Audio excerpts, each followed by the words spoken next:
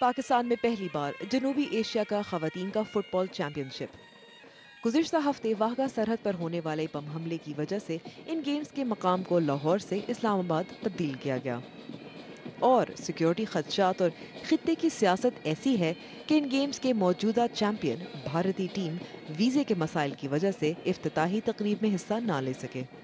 جب انڈیا اور پاکستان کی بات آتی ہے سیکیورٹی کچھ زیادہ ہی ٹائٹ ہو جاتی ہے، لیکن ہاں یہ ضرور ہے کہ اگر وہ یہاں پہ آج پارٹیسپیٹ کرتے تو بہت زیادہ خوبصورت، کیونکہ یہاں پہ ہر کوئی پارٹیسپینٹ سے لے کے یہاں پہ تمام آفیشل انڈیا کا ہی ویٹ کر رہے ہیں، اور انشاءاللہ آج وہ لینڈ کر جائیں گے، اور کل سے میرا خیال ہے اور زیادہ جسے کہتے ہیں جان ڈل جائے گی ٹورنامنٹ میں، چیمپئن شپ میں۔ اس سے پہلے ہونے والے 2 چیمپئن شپس میں پاکستانی ٹیم فائنل تک نہ پہنچ سکی، لیکن ہوم گراؤنڈ کی وجہ سے توقعات بہت ہیں اور تیاری بھی خوب کی جا رہی ہے۔ 8 دیگر ٹیموں کے ساتھ مقابلہ ہے، خاص کر روایتی حریف بھارت اور افغانستان۔ سری لنکا میں ہونے والے 2010 کے گیمز میں ہم نے پاکستان کو 4-0 سے شکست دی تھی۔ یہ ہمارے لیے بہت یادگار میچ تھا۔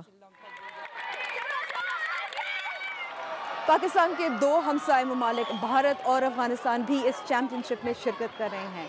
کھیل کے میدان میں تو دونوں ممالک حریف ہیں، اور سرحد پہ بھی تنازعات چلتے رہتے ہیں۔ حال ہی میں LOC پہ فائرنگ کے واقعات بھی ہوئے ہیں، لیکن امید یہ ہے کہ اس قسم کی چھوٹی موٹی جو کوششیں ہیں، چیمپئن شپس ہیں، اس سے خطے میں امن اور ہم آہنگی میں اضافہ ہو سکے گا۔